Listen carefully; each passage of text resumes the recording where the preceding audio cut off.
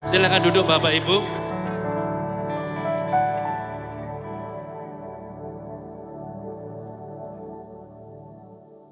Bapak Ibu, barusan kita menyanyi lagu, bisa minta tolong dong, tampilkan refnya aja. Tuhan yang bersama kami berjalan bersama kami. Bapak Ibu percaya? Angkat tanganmu yang percaya. Yang tidak angkat tangan masih ragu-ragu ya. Coba kata-katanya lanjut lagi loh. Ku tak takut, ku tak gentar sebab Allahku bersama kami. Terus? Tuhan yang bersama kami berjalan bersama kami. Terus?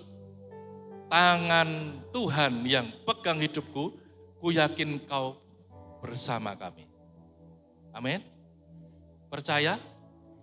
Percaya bahwa Yesus adalah Tuhan kita yang hidup?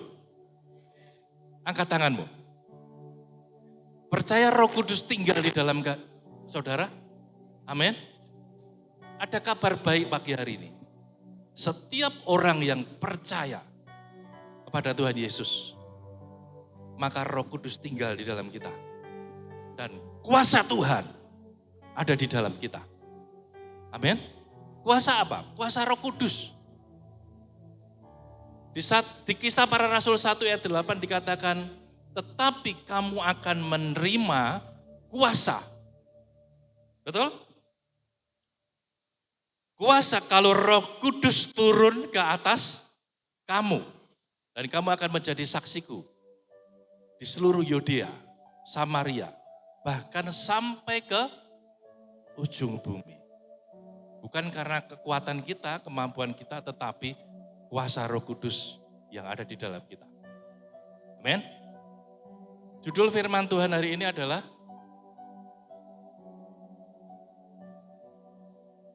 kita tunggu sebentar.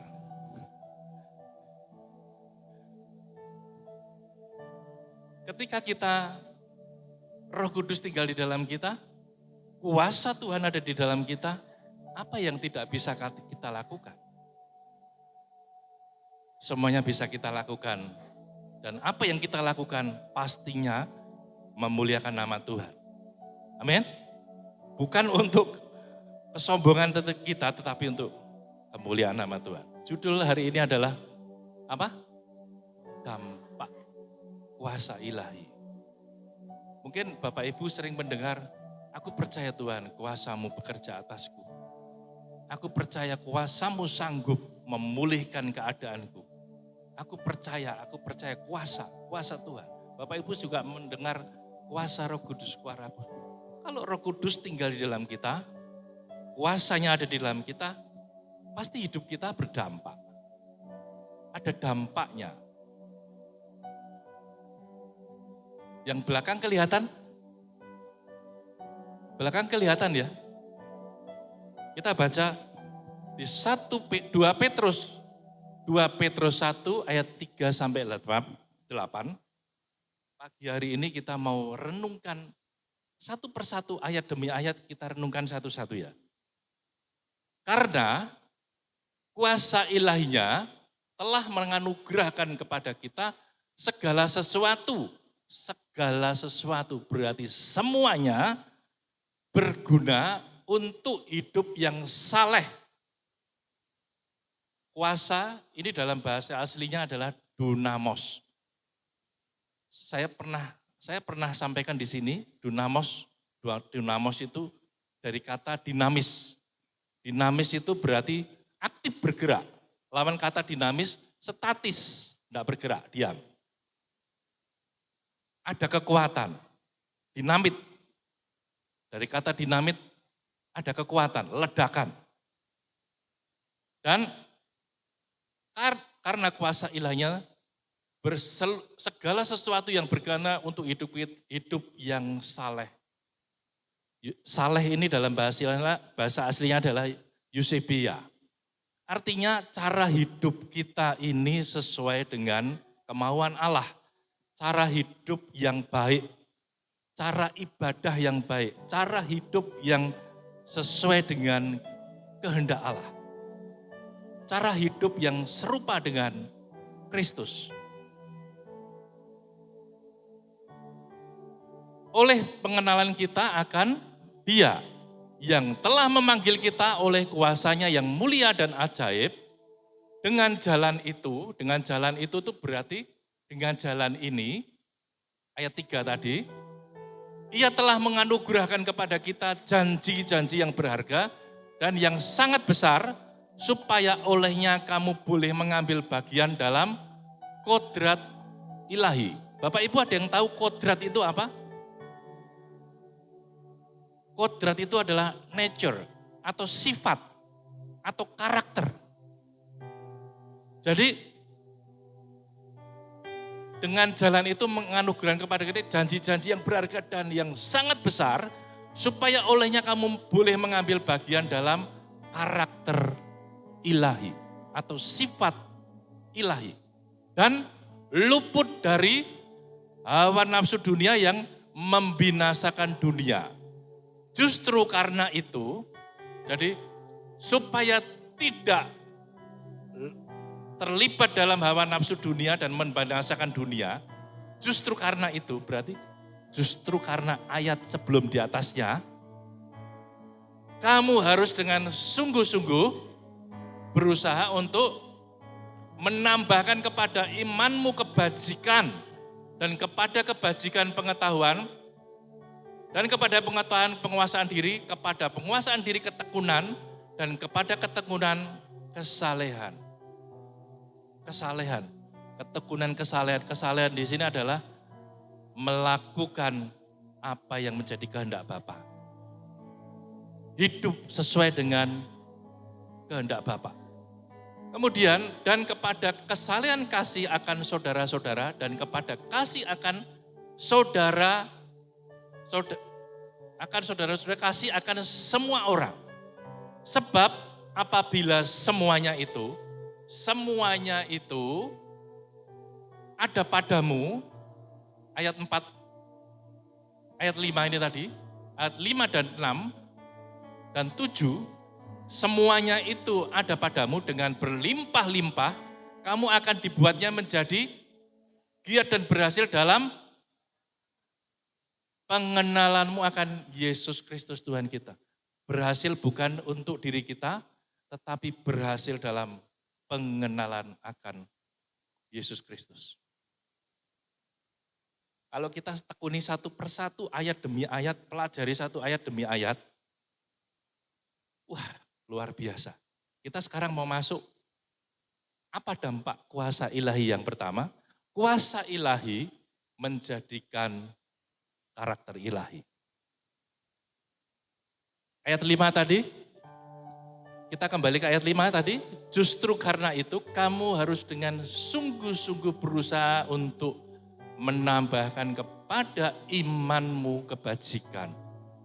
Imanmu di sini itu iman, ini bukan iman itu adalah bukti orang beriman. Bukan iman aku percaya Tuhan Yesus, aku diselamatkan, bukan. Tetapi iman ini, yang dimaksud iman ini adalah bukti orang beriman. Bukti kehidupan orang beriman itu apa? Yang pertama ini, kepada imanmu kebajikan. Kebajikan itu artinya perbuatan yang tulus, perbuatan yang ikhlas.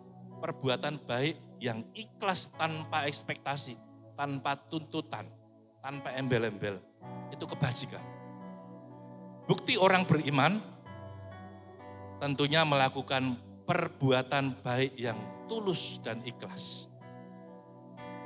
Perbuatan baik, apakah perbuatan baik itu selalu benar? Belum tentu, betul? Tapi perbuatan orang benar pasti selalu baik. Betul ya? Saya buktikan ya, kalau anak saya Davin ini kalau masih umur 15 tahun, karena saya tidak mau dia kalau beraktivitas, tidak mau kena panas, tidak mau kena hujan, saya belikan mobil. Saya benar maksud baik, supaya anak saya tidak kepanasan, tidak kehujanan. Kalaupun terjadi benturan di jalan, tidak sampai terluka badannya. Kalau motor bisa jatuh. kelihatannya baik, tetapi belum tentu benar. Betul? Karena belum 17 tahun, belum punya SIM. Melanggar aturan pemerintah. Kalau ada apa-apa di jalan, mencelakai orang lain dan mencelakai dirinya sendiri. Belum tentu benar. Tapi kalau pikiran saya benar bahwa saya nunggu, kamu tunggu sampai punya SIM, baru kamu boleh mengendarai di jalan raya. Apa ya, kalau hidup kita benar, pasti mencerminkan perbuatan baik. Dan perbuatan baik, kalau kebenaran ada di dalam kita, perbuatan baik kita bukan untuk kesombongan diri kita, betul? Tetapi untuk kemuliaan Tuhan. Itu yang pertama. Imanmu menambahkan kepada imanmu kebajikan dan kepada kebajikan pengetahuan. Artinya begini, kalau kita berbuat baik dengan tulus ikhlas, kalau tidak disertai dengan pengetahuan, tidak disertai dengan kita menekuni sesuatu untuk menambah pengetahuan kita, maka kita ini sering berbuat baik tulus, tapi Pak, aku ini sering berbuat baik, aku ini sering menabur, aku yang tidak ada ekspektasi apa-apa loh Pak, tulus, tapi kok aku sering dimanfaatkan orang toh, aku kok sering diperalat orang toh, disuruh-suruh orang ngenes Pak, nelongso Pak. Makanya kebajikan harus disertai pengetahuan. Orang kalau punya pengetahuan yang baik, punya pengetahuan yang tinggi, tidak disertai kebajikan, maka orang itu menjadi sombong. Dan seringkali memanfaatkan orang lain untuk kepentingan diri sendiri. Betul? Saya pinter, pandai dalam segala hal. Kalau tidak disertai kebajikan, saya bisa memanfaatkan. Wah, ini tak suruh Nuh aja ini. Aku dengan cara begini, Nuh akan nurut ini. Dan aku bisa menguntungkan diriku ini. Kalau ibu-ibu pinter nawar di pasar, mama saya tuh waktu kecil sering ikut mama saya belajar di pasar. Saya tahu caranya mama saya nawar itu, menurut saya itu cara teknik menawar yang luar biasa. Kalau beli 5 barang pertama ditawar. Sudah deal, barang kedua ditawar, sudah deal. 1, 2, 3, 4, 5 dijumlah totalnya, hasilnya ditawar lagi. Putar-putar terus. Sampai akhirnya pembelinya, ya sudah.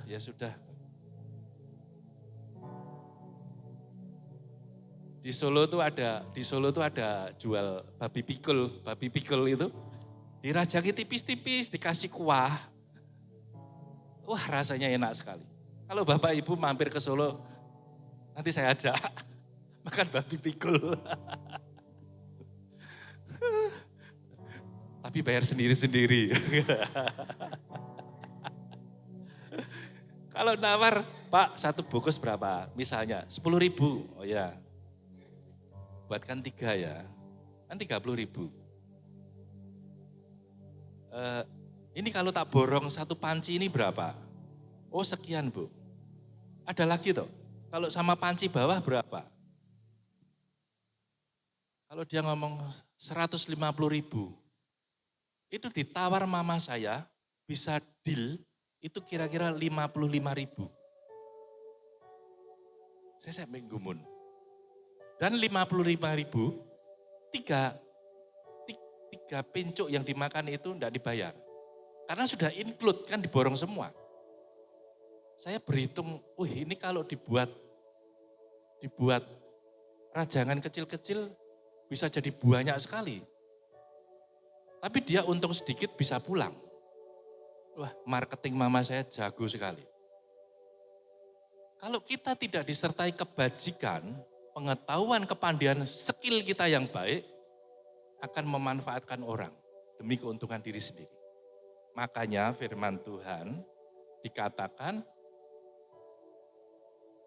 dan kebajikan pengetahuan. Apa latar belakang semuanya ini yang kita baca tadi di 2 Petrus 1 ayat 3 sampai 8 tadi itu?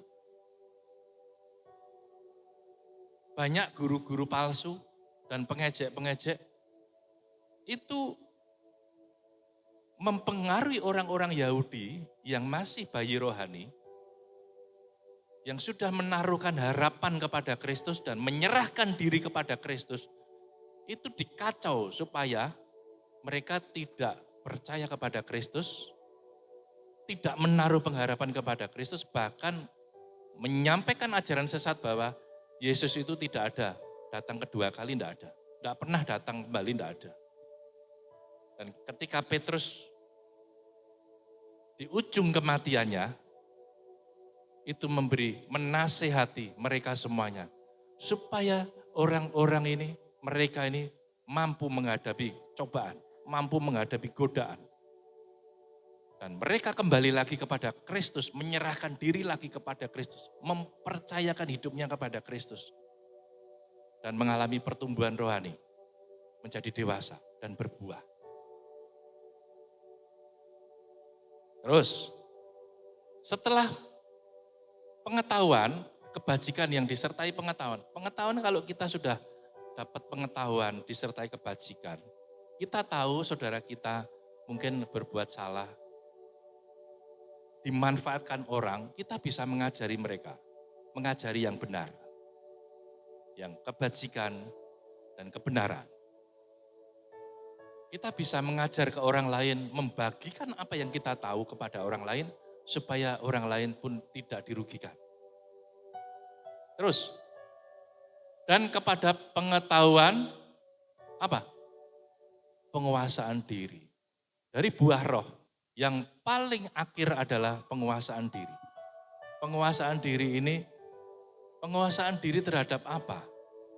Penguasaan diri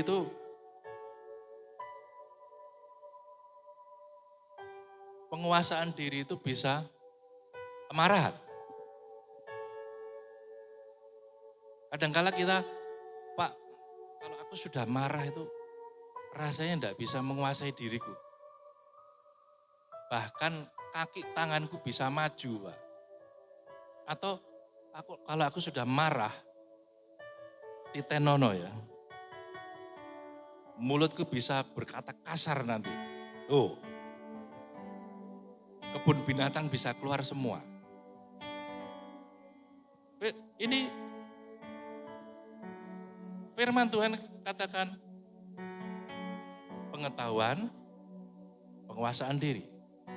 Kalau pengetahuan kita pandai, disertai kebajikan, tapi tidak bisa menguasai diri, ini juga bisa salah. Penguasaan diri kepada emosi, emosi yang negatif itu, Bapak Ibu tahu? Marah, sedih, terlalu bahagia. Kalau terlalu bahagia, wah aku dapat gaji hari bulan ini, bonusku banyak sekali. Saking bahagianya, tidak bisa menguasai diri, ayo kita makan, tiap hari makan enak-enak. Nanti ya jadi kolesterol, trigliserid, asam urat, bangun tidur, kakiku cekot-cekot semuanya. Aku kok tambah gemuk. Orang yang terlalu emosi sedih, larut dalam kesedihan terus. Larut dalam kesedihan terus pun juga tidak berefek baik. Betul? Kalau orang Solo bilang itu gerantes, rasanya telongso, hidup ini kok telongso gerantes. Kalau orang dalam larut kesedihan, nanti akan merenungi nasib diri ini kok, aku kok begitu sialnya ya. Untuk apa sih aku dilahirkan dunia ini, kesedihan-kesedihan itu terus berlarut-larut, akhirnya putus asa. Kalau sudah putus asa, lupa akan janji Tuhan. Bahwa Tuhan memberikan kuasa Roh Kudus dalam hidup kita. Yang memampukan segala sesuatu. Kita lupa bahwa kita punya Allah yang berkuasa. Allah yang sanggup melakukan segala sesuatu. Makanya firman Tuhan pagi ini mengajar kita, kuasailah dirimu. Kalau marah, jangan sampai matahari terbenam, akhiri marahmu. Kalau saudara larut dalam kesedihan, renungkan. Bukan bertanya, mengapa Tuhan? Mengapa ini terjadi dalam hidupku? Tapi yang pertanyaan saudara, Tuhan, apa yang Engkau mau atas segala sesuatu ini? Kemarin belum lama ini saya ditelepon sahabat baik saya, Pak Sugeng bisa datang ke rumah saya. Anak saya kecelakaan, Pak. Padahal ini bulan Juni akhir kemarin, bulan Juli ini mau menghadapi tes tugas akhir. Bulan 8 harapannya lulus, bulan 9 masuk S2 teologi.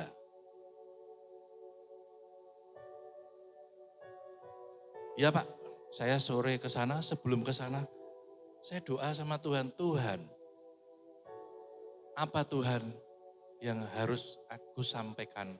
Apa yang aku lakukan, aku enggak tahu Tuhan. Enggak ngerti aku Tuhan. Dan ketika saya berdoa, Tuhan sampaikan bahwa anak ini terlalu takut dengan tuntutan. Tuntutan terus dalam hidupnya terlalu takut. Dan Tuhan sampaikan satu lagu. Buluh yang terkulai takkan dipatahkannya, sumbu yang telah pudar. Betul? Sumbu yang tidak dipadamkannya. Apa ini Tuhan? Sampaikan aja. Ya sudah, saya ke rumahnya, ada papa mamanya sama anak ini, kakinya diperban gitu. Katanya dokter, dugaannya otot tendonnya, otot besarnya itu robek. Padahal kaki yang cedera ini baru saja cedera, baru sembuh kira-kira 2 bulan, jatuh cedera lagi. Dan saya ngobrol, saya sampaikan, kamu menjalani hidup, jangan terpancang kepada tuntutan. Jalani hidupmu dengan enjoy. Artinya percayalah bahwa Tuhan besertamu dan kamu sanggup menyelesaikan apa yang menjadi tugas-tugasmu dalam hidup. Rubah mindsetmu, jangan terpancang pada tuntutan. Nangis dia, keluar air mata, nangis. Dan om ini disuruh Tuhan, seperti tukang pos saja nyampaikan. Bahwa Tuhan suruh sampaikan lagu. Saya katakan buluh yang terkulai, keluar air mata dia. Dia ngomong, Om, sebelum aku kecelakaan, Tuhan itu taruh terus dalam hatiku lagu itu. Aku nyanyi lagu itu terus. Nyanyi malam hari, pagi hari, siang hari, itu Tuhan taruh dalam hatiku terus. Dan terjadilah kecelakaan itu. Dan malam ini, Om sampaikan lagu itu, saya langsung ngomong, berarti Tuhan punya rencana baik dalam hidupmu. Jangan bertanya lagi pada Tuhan, mengapa Tuhan ini terjadi dalam hidupku? Tapi tanyalah, apa maksudmu Tuhan? Beritahu aku Tuhan, supaya aku mengerti. Dan aku percaya, Tuhan akan beri kekuatan untuk menghadapi semuanya ini. Dan rencana Tuhan tergenapi. Kalau kita tanya mengapa Tuhan, mengapa? Protes, protes terus. Sepertinya protes, tidak terima kalau terjadi, diizinkan Tuhan terjadi masalah itu. Kemudian singkat cerita, beberapa hari di rongsen, dan ternyata hanya terjadi retakan kecil. Om puji Tuhan om, hasilnya cuma retakan kecil, 2 minggu sudah sembuh. Berapa hari telepon lagi, om ini ujianku diterima secara online, dipermudah semuanya. Ketika malam hari saya sampaikan itu, besok paginya papanya telepon saya, Pak Sugeng, memang ini salah saya Pak. Saya selalu menuntut anak saya ini, menuntut ini.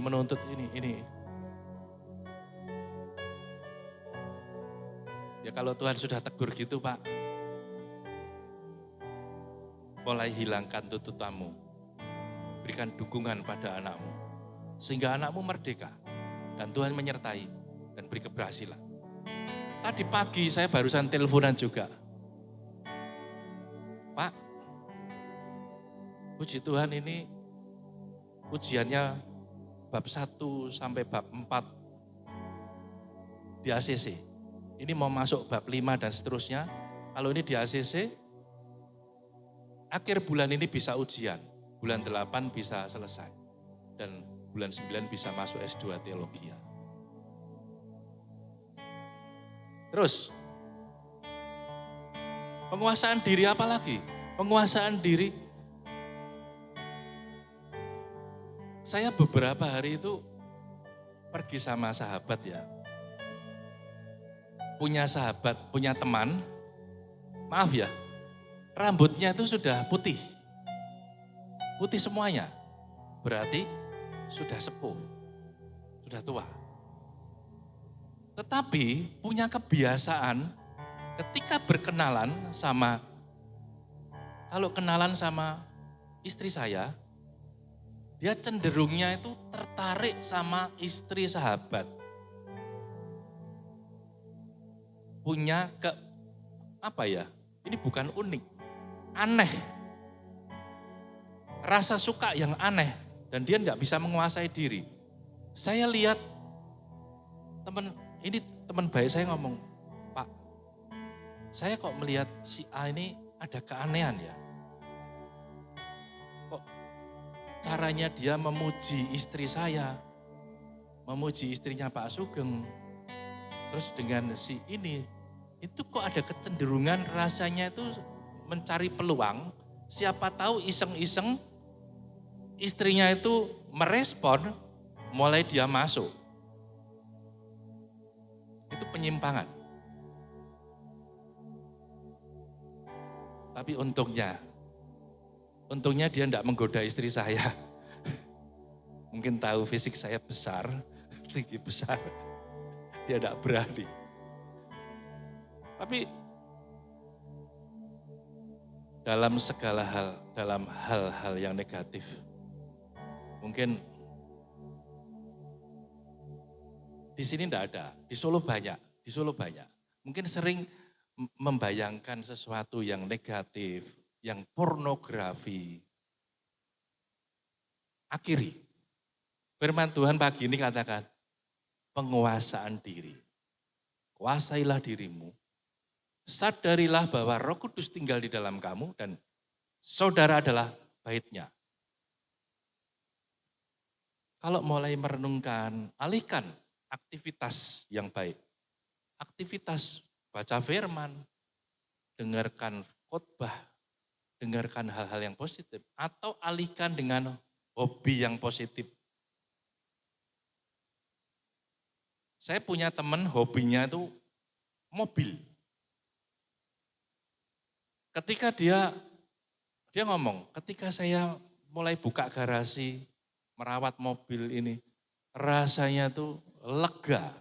Saya ngomong, kamu lega, di dalam otakmu tuh mengeluarkan yang namanya dopamin.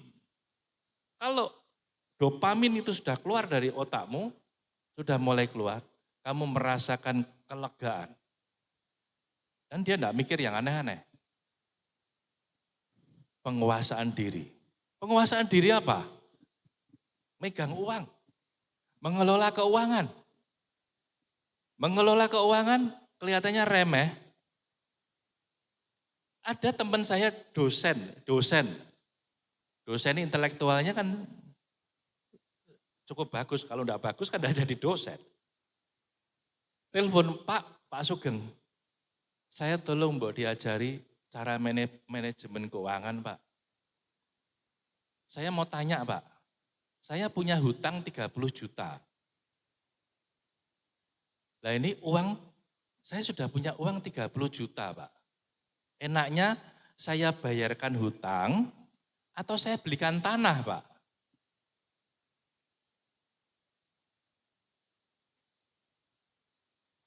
Loh saya tanya, loh kamu beli tanah harga berapa? 30 juta, Pak. Sudah betul pasarannya? Sudah, Pak. Terus kalau tahun depan kamu jual, tanah itu laku berapa? Ya paling untung kira-kira 2 juta, 3 juta bisa, Pak. Bisa untung 10 juta enggak? Enggak bisa, Pak. Paling banyak 5 juta, Pak. Nah, kamu utang 30 juta, kamu harus mengembalikan bunga berapa? Bunganya hampir 1 juta, Pak. Oh, kok besar sekali? Ya ini sudah kesepakatan, Pak. Saya pakai untuk modal usaha. Kalau Bapak Ibu punya uang 30 juta, punya hutang 30 juta, dibelikan tanah atau dibayarkan hutang? Ya? Wah, yang paling cepat itu berarti cermat. Ibu-ibu ini cermat. Kenapa kok bisa dibayarkan? Saya ngomong, ya dibayarkan hutang lah, Pak. Kemudian Bapak bekerja lagi untuk mendapatkan keuntungan baru, kalau ada belikan tanah atau belikan investasi apalah. Oh, kok gitu, Pak? Bapak bayar bunga 1 bulan 1 juta. Kalikan 1 tahun 12 bulan, 12 juta bunganya. Bapak belikan tanah 30 juta. 1 tahun cuman untung 3 juta sampai 5 juta. Nah, rugi tuh, Pak. Betul ya? Rugi 7 juta toh. Kalau itu untung 5 juta tanahnya. Oh, kok bisa gitu ya, Pak ya? Udah, Bapak sama istri ketemu saya aja. Iya, Pak, saya tak ketemu. Nanti dibuatkan sket-sketnya, Pak. Pak, keuangan, kalau Bapak dapat keuntungan, kembalikan 10% dulu per puluhan. Itu milik Tuhan. Betul ya? Kembalikan 10%. Kemudian 20% Bapak tabung. Enggak mungkin ditabung kalau Bapak pakai untuk beli ini, baru cari sisanya ditabung, enggak mungkin bisa, Pak. Tabung dulu 20%. Kalau ada mau nyumbang, mau ngasih donatur apa, ambillah dari tabungan itu, Pak. Barulah 20% lagi dimasukkan ke investasi. Dan 50% untuk pakai untuk kebutuhan hidup. Atau kalau mau yang ditabung 10%, masukkan investasi 30% silahkan. 50% untuk kebutuhan hidup. Pak lah kalau 50% 50 untuk kebutuhan hidup enggak cukup, Pak. Ya kalau gitu jangan investasi dulu. Gali terus, bongkar kebutuhan sama keinginan, pasti ketemu. Kebutuhan yang harus didulukan, keinginan bisa ditunda. Wah, Nuh pakai jam yang bagus, aku pengen beli jam seperti punya Nuh, itu keinginan. Tapi kalau bayar listrik, bayar air, kebutuhan harus bayar uang sekolah dan sebagainya. Oke, saya enggak kepanjang ke sana ya. Artinya, penguasaan diri dalam mengelola keuangan, tahu mana yang keinginan, tahu mana yang kebutuhan. Supaya tidak terjebak dalam hutang. Nanti kalau sudah tidak bisa membedakan mana kebutuhan keinginan, mana yang perlu, mana yang tidak perlu, dan menggunakan uang tanpa ada perhitungan besar pasak daripada tiang, pasti terlibat hutang. Betul? Tidak ada tabungan, sudah, ayo kita makan, uangnya masih ada. Tahu-tahu pagarnya rumah ketabrak mobil rusak. Atau rumahnya bocor, uangnya sudah habis. Cari hutang. Nah, pasti terlibat hutang nanti. Jadi firman Tuhan pagi hari ini mengingatkan penguasaan diri. Penguasaan diri. Terus kepada penguasaan diri, ketekunan. Artinya gini Bapak Ibu. Kalau kita ini sering marah, tidak bisa hanya sekali. Ya sudah, jangan marah. Oke, aku besok tidak marah lagi. Sekali perjanjian dan selesai, tidak bisa. Betul? Marah itu perlu latihan. Kalau mau jadi sabar, dari marah menjadi sabar perlu latihan. Latihan yang konsisten dan kemauan. Kemauan yang tekad yang bulat. Kalau Bapak Ibu berdoa pada Tuhan, Tuhan berikan aku kesabaran. Ketika Bapak Ibu di jalan, disenggol naik motor atau naik mobil disenggol orang, lah itulah ujian kesabarannya. Jangan Tuhan aku kan minta kesabaran, lah kok malah di berhadapan kemarahan. Itulah kesabarannya, sedang dilatih. Kalau Bapak Ibu bisa tidak marah, menguasai diri dan tidak marah, lulus. Betul? Saudara yang emosi meningkat dalam kesedihan, sudah tahu firman ini, kuasai diri. Jangan terpuruk dalam kesedihan. Ya sudah aku tidak mau sedih. Tak los pikiranku. Tak enteng nih pikiranku. Latihan, butuh latihan. Dalam hal mengelola keuangan, dalam hal kekhawatiran, jangan khawatir, tidak bisa sekali aja, butuh latihan. Latihan percaya pada Tuhan. Kita sudah tahu, pikiran sudah tahu, aku punya Tuhan. Aku punya Tuhan yang sanggup menangani. Aku punya Tuhan yang sanggup mengatasi segala ini dan sebagainya. Tapi kekhawatiran itu muncul. Butuh latihan. Betul? Seperti kita belajar mobil, les 1 minggu. Apakah setelah 1 minggu kemudian bisa? Butuh latihan. Membiasakan diri di jalan dan sebagainya. Butuh latihan. Setelah kita menguasai, kita perlu maintenance. Maintenance keahlian itu dengan konsisten.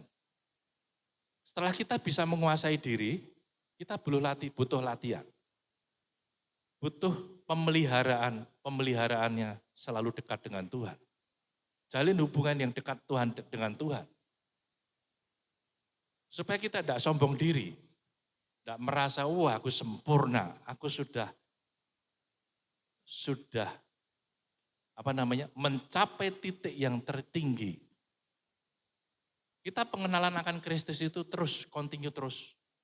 Tidak akan pernah sampai. Tidak akan pernah sempurna. Tapi kita butuh latihan terus-menerus. Betul? Kalau Bapak Ibu sudah terbiasa, kalau Bapak Ibu bangun tidur, perlu enggak masih diingatkan gosok gigi, mandi, makan. Kalau kita sudah terbiasa, rutinitas sudah menjadi kebiasaan latihan itu, kita sudah otomatis kita lakukan. Kita sudah terbiasa menguasai diri dalam hal kemarahan, otomatis kita bisa mengendalikan amarah. Mengendalikan kesedihan, mengendalikan boros dalam hidup. Oke, terus. Butuh ketekunan dan kepada ketekunan kesalehan.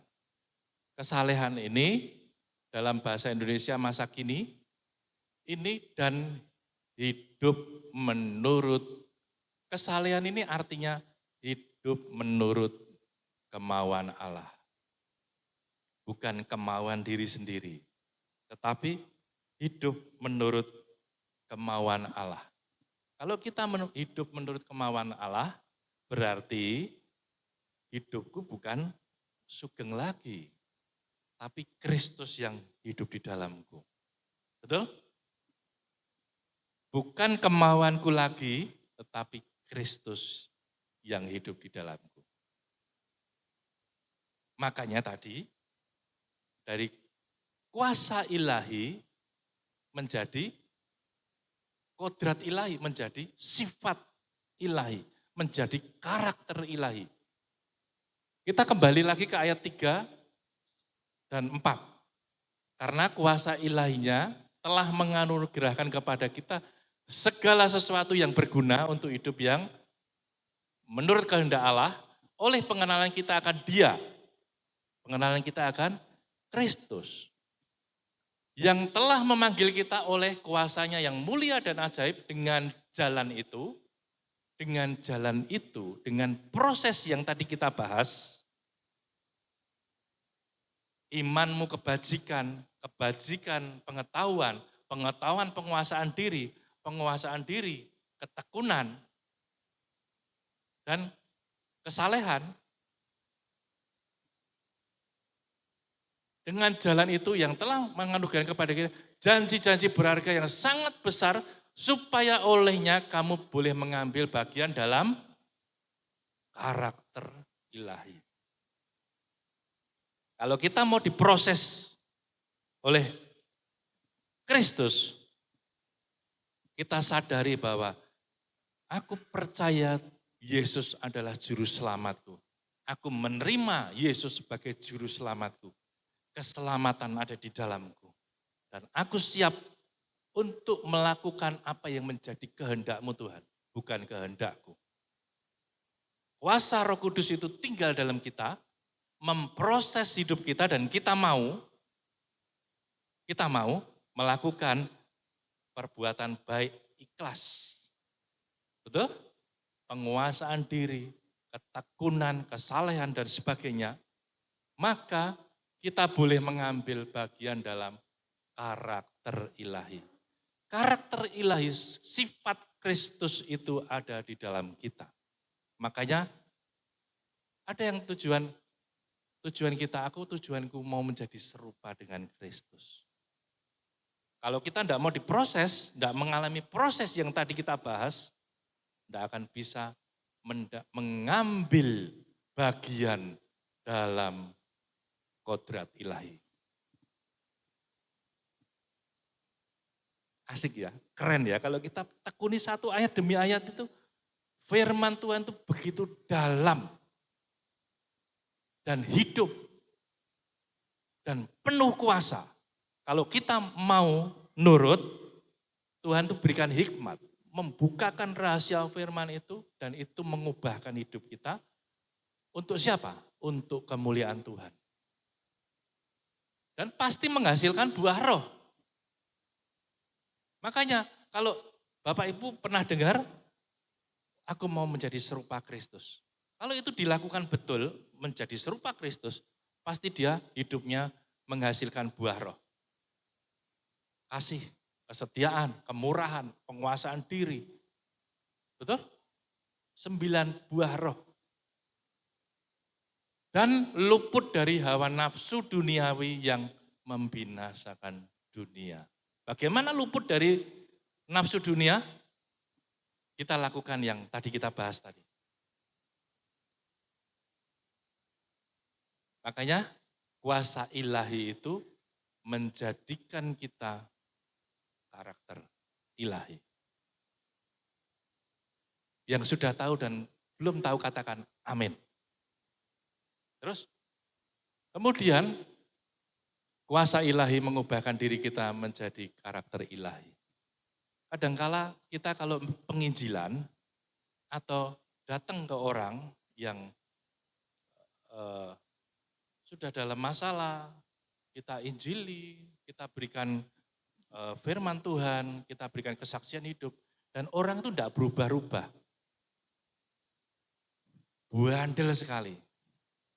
Kalau kita bertujuan untuk mengubahkan hidup orang itu, kita akan capek. Betul? Yang bisa mengubahkan orang itu adalah kuasa Roh Kudus. Bukan diri kita.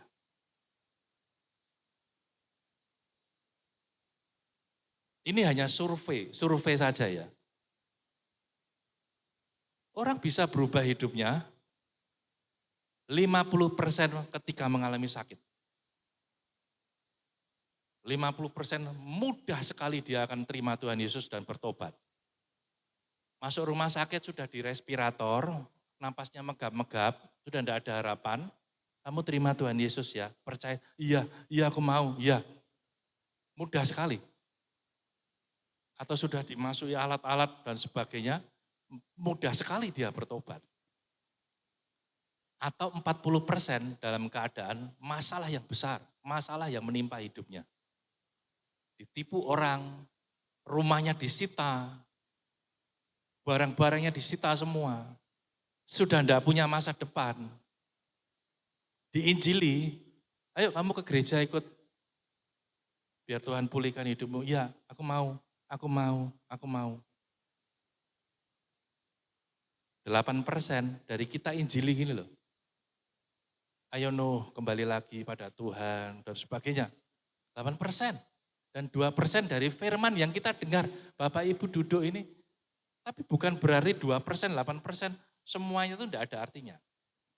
Ini hanya survei saja. Yang mampu mengubahkan orang itu dari kuasa Roh Kudus. Murni kuasa Roh Kudus. Kalau kita injili orang itu bertobat, bukan karena kita. Kita karena dipakai Tuhan aja sebagai penyambung lidah. Kita doakan orang sakit sembuh. Wah, aku kemarin doakan orang itu sembuh loh. Bukan begitu. Oleh kemurahan Tuhan, Tuhan sembuhkan orang itu. Dan kita bisa bercerita. Bercerita bukan untuk kuat gagah kita, tetapi menyaksikan kuasa Tuhan terjadi dan orang ini menjadi sembuh.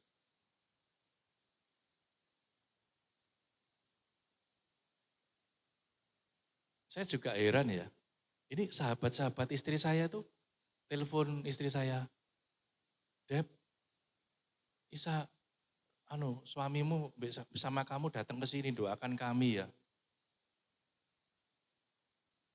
Beberapa.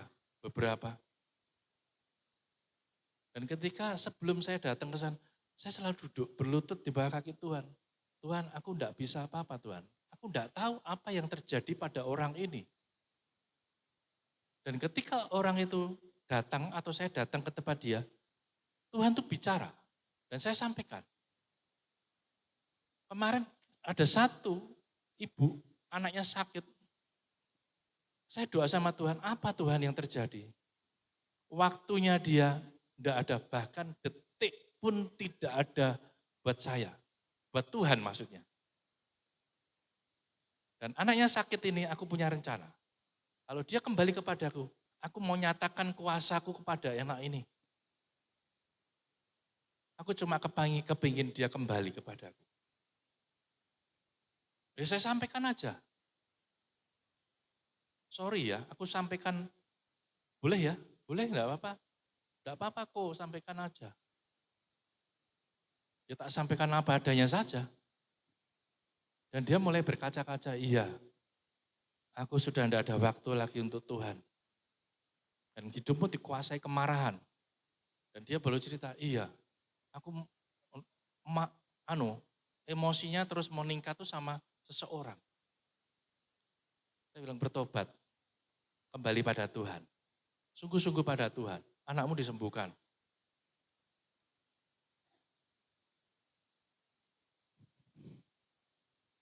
Ada yang datang lagi, Tuhan bicara ya saya sampaikan. Saya doakan nangis. Dan dia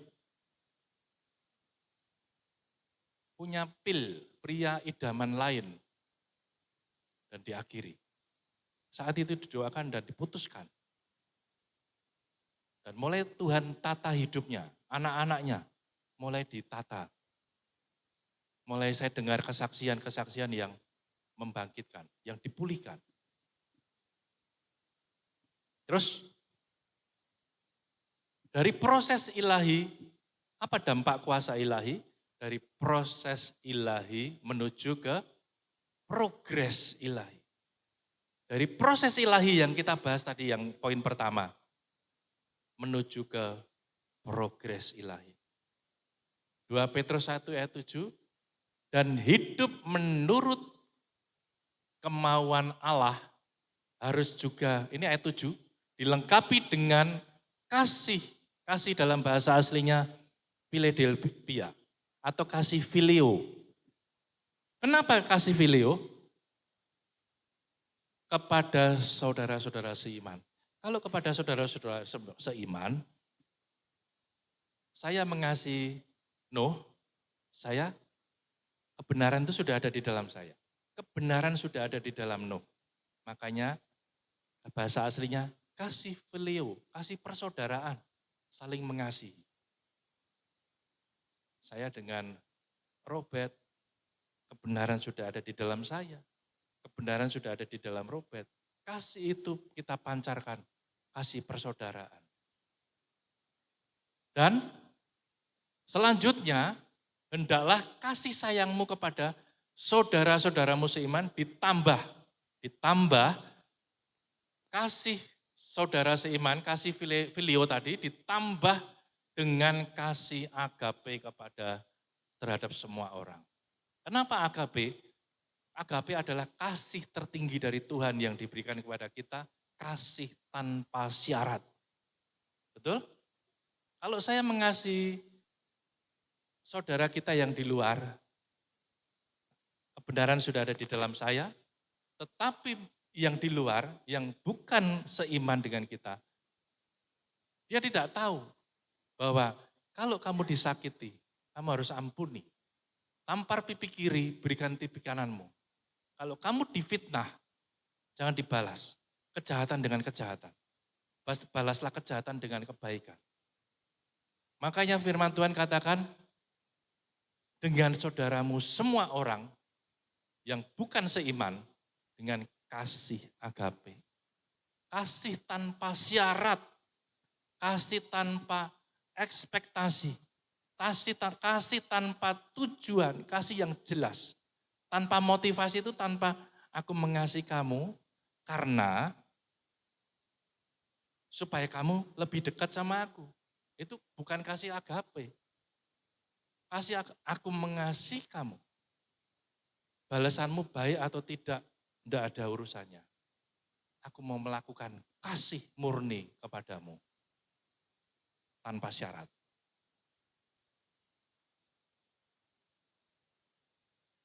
Apakah saya sudah sempurna? Belum.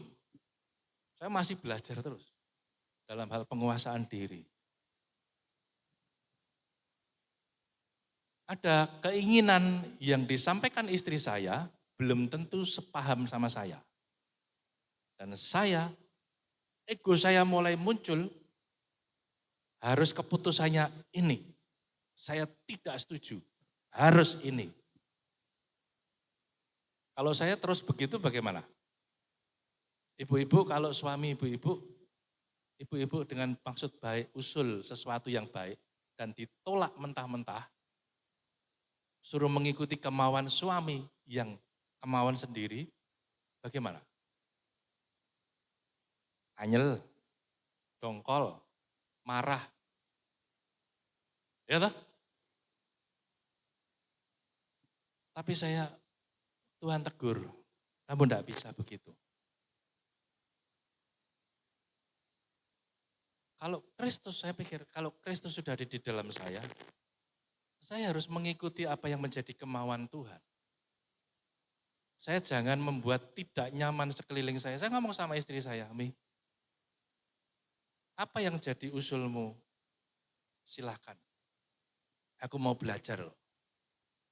Aku mau belajar berkata iya kepada yang sebetulnya aku tidak mau. Aku mau belajar mengalahkan egoku. Aku mau diubahkan untuk mengerti apa yang kamu mau. Aku percaya itu baik. Ya, boleh. istri saya langsung lega. Aduh lega aku. Lega karena saya seorang yang keras, yang maunya sendiri, saya cuman mau nurut sama Tuhan. Tuhan, aku nurut. Aku mau kau bentuk Tuhan. Mau bentuk. Seperti emas. Kalau Bapak Ibu kalau ingin mendapat emas itu harus dibakar dulu, betul? Sampai derajat tertentu, sampai kandungan yang bukan emas itu terbakar habis. Barulah emas ini muncul seperti emas yang murni. Betul? Untuk dibakar prosesnya itu sakit, tidak enak. Dikeluarkan apa yang tidak murni dalam emas ini, kandungan-kandungan timah, besi dan sebagainya. Untuk mengeluarkan itu butuh proses dan pembakaran yang tidak enak. Tapi kalau kita nurut, kita diam, tetapi aktif menyerahkan diri kepada Tuhan, melakukan kehendaknya, mengasihi Tuhan dengan sungguh-sungguh, mau diproses, dibentuk Tuhan, kita akan muncul seperti emas yang murni. Dan bisa berkata, hidupku bukan aku lagi Tuhan, tapi Kristus yang hidup di dalamku. Amin. Lukas 7:47 berkata, sebab itu aku berkata kepadamu, dosanya yang banyak itu telah diampuni. Sebab ia telah banyak berbuat kasih. Tetapi orang yang sedikit diampuni, sedikit juga ia berbuat kasih.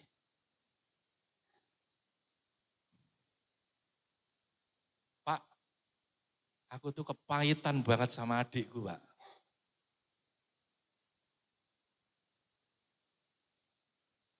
Sampai mati pun aku tidak mau datang ke makamnya dia. Dia sudah melukai hidupku sangat dalam. Kalau saudara menikah, luka hati itu belum disembuhkan, belum dipulihkan, belum menerima kasih Tuhan, mengalir dalam hidupmu, dan melepaskan pengampunan, saudara akan cenderung menyakiti orang lain dan merasa tersakiti. Betul?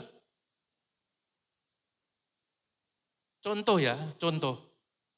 Kalau tangan ini saya ada luka, ada goresan, dan bernanah, bengkak, belum sembuh. Ini saudara Nuh ini ambil garam, disiramkan ke sini, sakit apa enggak? Sakit, perih sekali. Kalau saya sudah merasa perih, saya akan balas Nuh. Mungkin saya pukul dia, saya tendang dia. Atau saya kata-katakan yang pedes pada dia. Ini luka kok kamu sirami garam dan sebagainya. Tapi kalau luka saya sudah sembuh, sudah tidak ada luka, disiram garam sama Nuh, sakit apa enggak? Enggak sakit. Itu sama dengan hati kita ini kalau terluka, ternganga dengan luka hati, kepahitan, sakit hati. Kalau kita tidak dipulihkan, tidak menerima kasih Tuhan, orang yang sedikit diampuni tetapi juga ia sedikit berbuat kasih.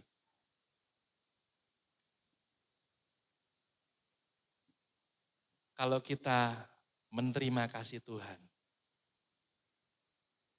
aku mau Tuhan, hidupku ini pakai Tuhan. Aku lakukan kehendak-Mu. Kehendak Tuhan itu balaslah kejahatan dengan kebaikan. Tidak enak loh saudara. Kalau Musa ini nyudutkan saya terus, sentimen saya terus, dan perbuatannya itu menyakitkan hati saya terus, saya suruh balas dengan kebaikan. Saya datang ketemu di gereja, saya bawakan roti. Nuh, ini roti buat kamu. Tapi itu firman Tuhan mengajar pada kita. Artinya mengalahkan ego kita ini. Untuk tunduk pada otoritas yang terbesar yaitu kuasa Tuhan. Kalau kita mau tundukkan ego kita lakukan kasih, membalas kebaikan dengan kejahatan. Luka itu tertutup. Bagaimana kita bisa mengampuni kalau tidak terima kasih Tuhan dulu dalam hidup kita? Terima dulu, melepaskan pengampunan. Pulih, seperti luka tadi, sudah pulih. Suatu kali kalau diajak ngomong nama orang itu pun hati kita tidak bergetar lagi. Karena sudah mengampuni. Dan kita tidak cenderung terlukai dan tersakiti. Dan kita cenderung menyakiti orang lain. Saya sering menjumpai, di sini tidak ada, di Solo, banyak di Solo. Sering menjumpai, anyel aku. Titenono ya, lihat aja. Apa dikira aku ini diam saja, bisa tak bales, lebih sakit lagi. Cenderungnya tersinggung, tersakiti, tersinggung, tersakiti, terus itu terus.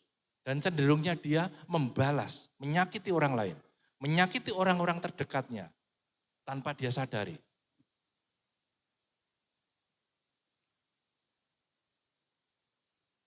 Puncak dari perubahan. Perubahan apa? Yang kita bahas tadi. Puncak dari perubahan. Mau dan mampu mengasihi. Kalau mau saja itu belum komplit. Aku mau mengasihi orang yang menyakiti aku. Hanya mau saja, tapi tidak praktek dan mampu berarti bisa, sanggup. Kalau hanya mau, aku mau melakukan kasih, itu kasih bualan aja, kasih bohongan. Betul? Kalau saya mau mengasihi istri saya juga mampu mengasihi istri saya. Kalau saya mampu mengasihi istri saya juga mau kalahkan ego saya untuk mengerti dan melakukan apa yang sebetulnya saya tidak mau. Saya harus mau.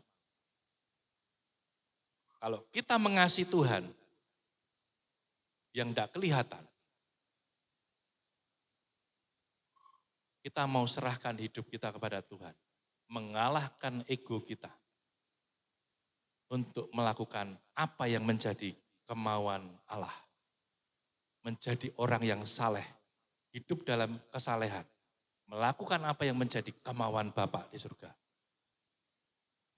Dan kalau kita mau diproses, kita masuk dalam progres ilahi yaitu mau dan mampu mengasihi.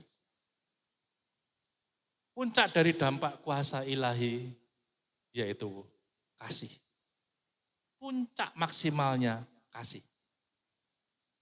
Bagaimana kita bisa muncul kasih itu? Proses dulu.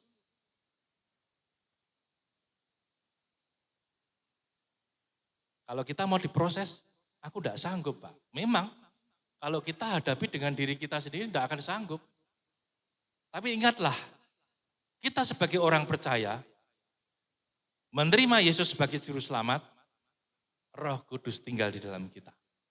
Roh Kudus itu memberikan kuasa kepada kita untuk mampu melakukan proses yang kita bahas hari ini.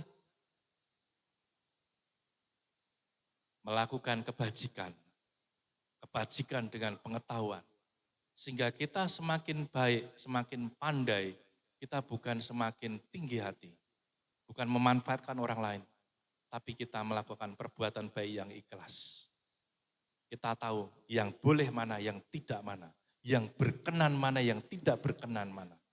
Kalau ada saudara kita melakukan kesalahan, kita dengan kasih menegur. Memberi masukan dengan kasih, bukan dengan emosi, bukan dengan kepentingan diri sendiri. Pengetahuan disertai ketekunan. Konsisten terus, berlatih terus. Dan ketekunan dalam kesalehan melakukan kehendak Allah. Sehingga kita bisa mencapai puncaknya yaitu mau dan mampu mengasihi. Amin. Terus apa? the impact of oneself to the impact of the community. Artinya dampak perubahan dari diri kita itu berdampak kepada komunitas kita. Kita jangan berharap orang lain berubah mengerti kita. Enggak. Bukan begitu cara mainnya. Betul? Kita mau berubah diri kita dulu, baru berdampak kepada sekitar kita. Sehingga orang yang bukan dalam seiman dengan kita, melihat Kristus ada di dalam hidup kita. Cara berpikir kita, cara hidup kita dalam kebenaran. Tingkah laku kita dalam kebenaran. Perkataan kita ada penguasaan diri, berkata dalam kebenaran. Cara pandang kita juga cara pandang dalam kebenaran. Kebenaran itu kalau menguasai hidup kita, kebaikan yang tulus itu yang keluar. Kalau orang lain merasakan dampak dari diri kita, kita sedang menyatakan kasih Kristus itu kepada semua orang. Amin. Saya minta WL Singer, pemain musik.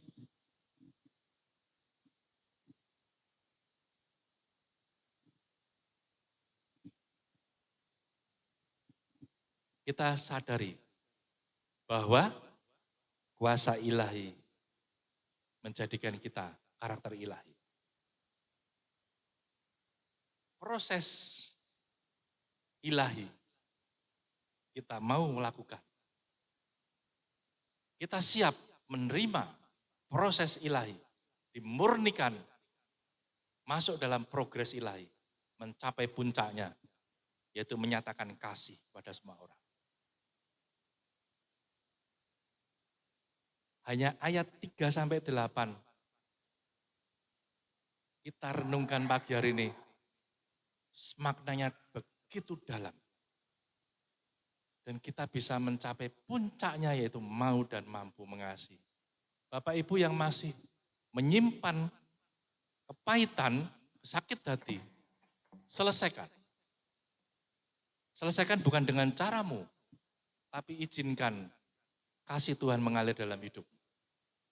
Kasih itu yang mampu mengalirkan pengampunan.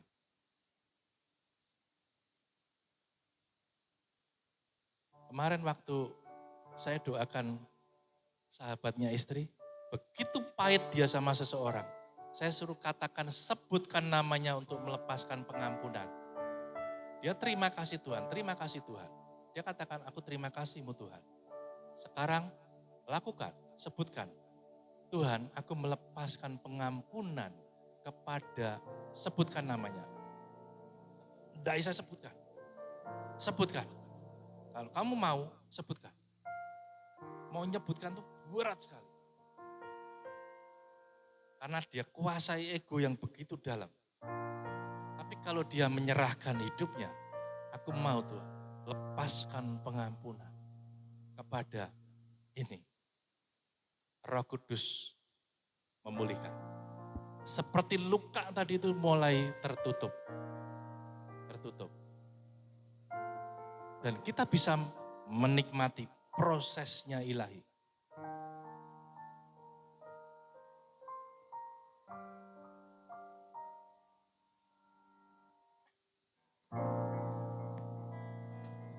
Kuasa-Mu terlebih besar. Mari kita bangkit berdiri Bapak Ibu. Kuasa-Mu terlebih besar. Tak pernah terlambat janji-Mu Tuhan. Tak pernah terlambat janji-Mu ya Tuhan. Menolong hidupku. Kuasa-Mu terlebih besar.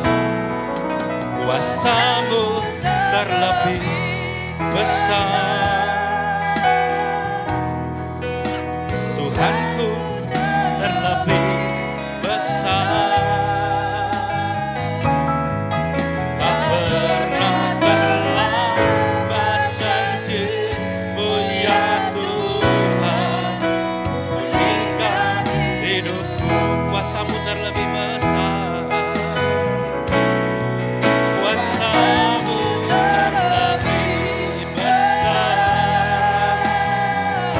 Engkau Tuhan kami yang terlebih besar Tuhan. Kami percaya Tuhan, janji-Mu pada kami tidak pernah terlambat. Dan Tuhan akan menolong hidup kami Tuhan. Kuasa-Mu terlebih besar. Kuasa-Mu terlebih besar.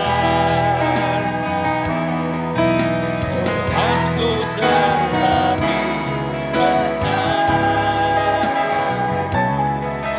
Tak pernah terlambat janji-Mu ya Tuhan.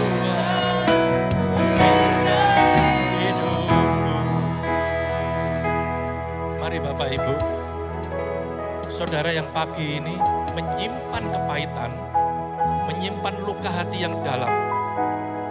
Kepada siapapun Bapak Ibu hanya, Bapak Ibu yang tahu. Saat ini buka hatimu, terima kasih Tuhan mengalir dalam hidup. Kalau Bapak Ibu katakan aku gak mampu Tuhan, aku gak mau. Luka itu terlalu dalam, terlalu menggores hidupku. Membuat hidupku sampai sekarang ini menderita. Bapak Ibu jangan dengan kekuatan. Terima kasih Tuhan. Buka hatimu, katakan, Tuhan, aku mau menerima kasih-Mu hadir dalam hidupku. Masuk dalam hatiku Tuhan. Aku mau buka hatiku, menerima kasih-Mu mengalir dalam hatiku. Terima kasih Tuhan. Dan katakan, saat ini katakan, Tuhan, aku mau mengampuni. Sebutkan nama yang saudara merasa hidupmu tersakiti, merasa hidupmu sengsara sampai hari ini karena orang itu. Sebutkan namanya. Merasa hidupmu hancur karena orang ini. Sebutkan nama orang ini. Dan katakan, Tuhan, aku melepaskan pengampunan. Sebutkan namanya. Sebutkan namanya. Aku mau Kau pulihkan hidupku Tuhan. Dan aku mau menikmati prosesmu Tuhan. Untuk memiliki karakter ilahi dalam hidup. Karena aku percaya kuasa Roh Kudus itu tinggal dalam hidup. Memulihkan hidupku. Sehingga karakter ilahi ada dalam hidup. Dan aku mau dan Kau memampukanku untuk melakukan kasih dalam hidup. Hamba-Mu selesai menyampaikan firman-Mu Tuhan. Tetapi Roh Kudus tetap tinggal di dalam setiap kami. Mengajari segala sesuatunya yang tidak pernah kami tahu. Urapan-Mu mengajari kami segala sesuatunya. Dan segala sesuatu itu benar dan kudus. Sehingga nama Tuhan dimuliakan. Kami mau mengasihi-Mu lebih lagi Tuhan. Biarlah hidup kami bukan kami lagi. Bukan aku lagi, tetapi Kristus yang hidup di dalam. Sehingga hidup kami berdampak. Dimanapun kami berada. Kami berdampak. Setiap orang yang belum mengenal kasih-Mu, merasakan kasih-Mu hadir di dalam hidup kami. Sehingga hidup kami terberkati. Kemanapun kami berada, menjadi berkat bagi banyak orang. Dan nama Tuhan dimuliakan. Terima kasih Tuhan. Kami serahkan seluruh doa kami kepada-Mu dalam nama Tuhan Yesus Kristus kami berdoa dan mengucap syukur. Yang percaya katakan amin. Tuhan memberkati. Silakan duduk. Saya serahkan.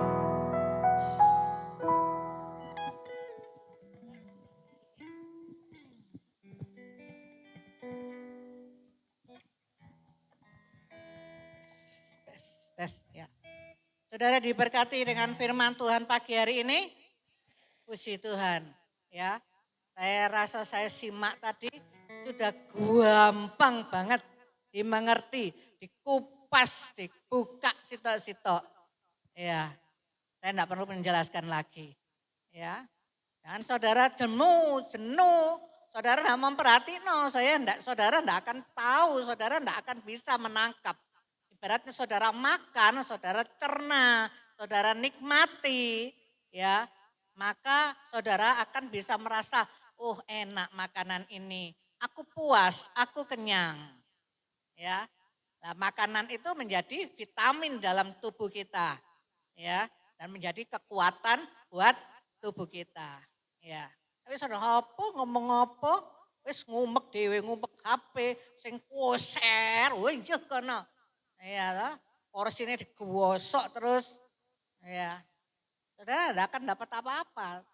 Ya, saudara datang ibadah, ya cuman sekedar tok, ya. Saudara tidak merasakan lawatan Tuhan, jamahan Tuhan, ya. Maka sia-sia. Oleh sebab itu, ayo saudaraku, ya. Kalau kita beribadah, bukan hanya cuman memuji nama Tuhan dengan sukacita, ya baik. Tapi di dalam kita menangkap firman Tuhan, itu perkataan Tuhan. Ya, itu enggak direkayasa dengan akal manusia. Itu Tuhan. Berarti Tuhan berbicara kepada setiap kita. Amin. Ya. Jadi itu tangkap, ya. Saudara renungkan, simak. Oh, iya. Kalau itu ada di dalam hidup kita, ayo diperbaiki. Masih ada kesempatan, ya. Oh, itu pengetahuan, hikmat itu, bijaksana. Ayo kita kejar, kita mau lakukan. Amin.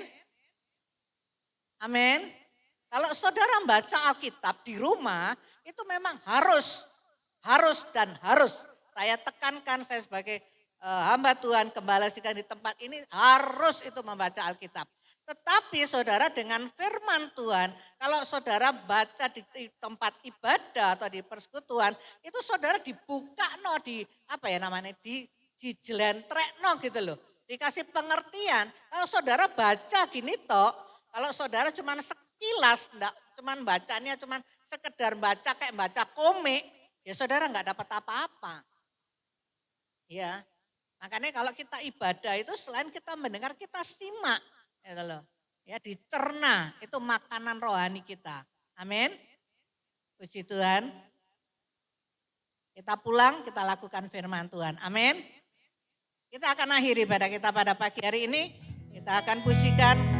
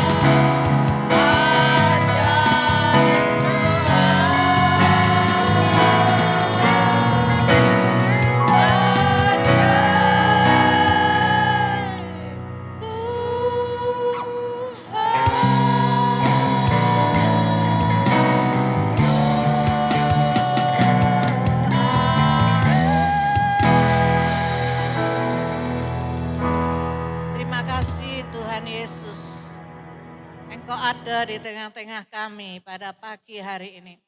Kami boleh merasakan lawatan dan jamahan-Mu Tuhan. Terima kasih Tuhan. Engkau sudah memimpin ibadah raya kami dari awal, pertengahan sampai selesainya. Terima kasih Tuhan. Kami percaya kami pulang tidak sama seperti waktu kami datang. Kami pulang membawa sukacita. kemenangan yang daripada Engkau Tuhan. Terima kasih Tuhan, terima kasih.